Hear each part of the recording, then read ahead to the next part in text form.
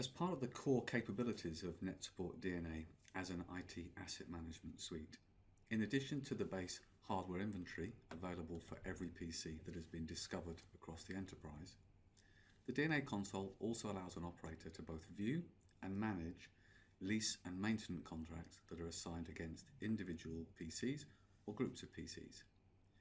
As a first level, from our view menu at the top of the screen, we can change our view from a hardware specific view to one that identifies contracts that are currently in force. In this case, there are 2 PCs that come under the contract of admin PC leases, and there are 5 that come under our CAD equipment summary.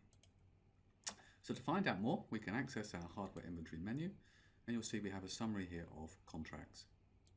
Selecting contracts allows us to pull up each of the current lease agreements that we have for CAD equipment or PC leases here, and you'll see this is a lease that has been assigned against the supplier, Acme PC, and has a start and end date for the lease of 12 months with an associated value.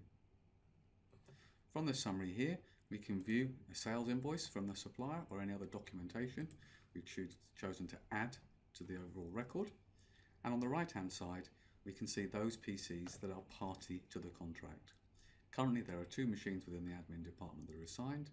If we wanted to, we could review this here by simply drilling down within our organisation and identifying other department machines that we'd like to add to the summary.